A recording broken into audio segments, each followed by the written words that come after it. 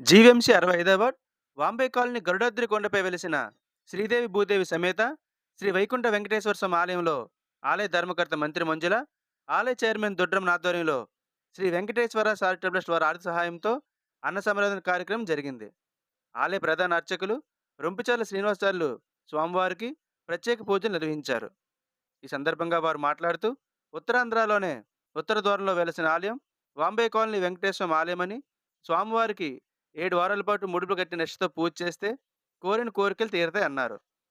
అలాగే ప్రతి శనివారం అన్నమాచార్య కీర్తన ఆలపిస్తున్న దుర్గాప్రసాద్ భవానీ దంపతులకు ఆలయ కమిటీ తరపున ప్రత్యేక ధన్యవాదాలు తెలుపుతున్నామన్నారు. ఈ కార్యక్రమంలో పెంటకోట రాజు, విజయనాయక్, ఉమ్మి ఈశ్వరి, గురుసు రామలక్ష్మి, ఆదిలక్ష్మి, జుత్తులక్ష్మి, ఆలయ కమిటీ సభ్యులు, ఆలయ సేవకులు, భక్తులు అధిక సంఖ్యలో పాల్గొన్నారు.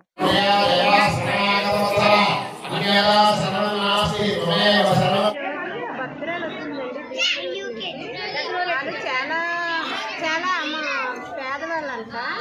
ఆవిడ ఏడుచుకుంటూ కిందటి వారం వచ్చి దండం పెట్టుకుంది ఏకాదశి. మేము చాలా పేదవాళ్ళం తండ్రి, నాకు సీట్ రాలేదు, ఎలా చదివించుకోవాలి, నువ్వు సీట్గానే వస్తే మోకాల మీద నడుస్తానని మొక్కిందటండి. ఆవిడ సీట్ వచ్చిందట, ఆవిడకి వాళ్ళ అమ్మాయి ఫ్రీ సీట్ వచ్చిందట. ఈరోజు మోకాల మీద నడుచుకొని వచ్చిందండి. ఆవిడ చాలా సంతోషం అండి.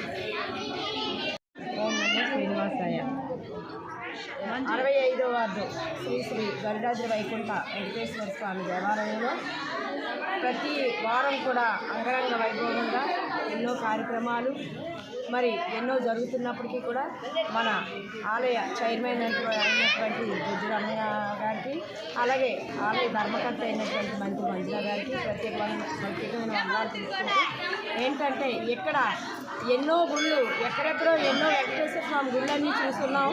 కానీ ఇక్కడ ప్రత్యేకత ఏంటంటే స్వామి ఆకట్టుకునే భక్తులకి ఆకట్టుకునే తీరు, స్వామి ప్రతి ఒక్కరికి కూడా నాట్యాలతోటి, పాటలతోటి, ఆనందంతో, కేరింతలతో ఇక్కడ చాలా ప్రతి ఒక్క భక్తుడు కూడా వచ్చి సేద తీరి, అమ్మ బాబాయ్ ఇక్కడ మనం కొంతసేపుగా ఉన్నట్లయితే మనకు అనేక రకమైన రోగాలవని అన్నీ కూడా పోయి మన మనశ్శాంతిగా ఇక్కడ గడపవచ్చు కొద్ది క్షణం.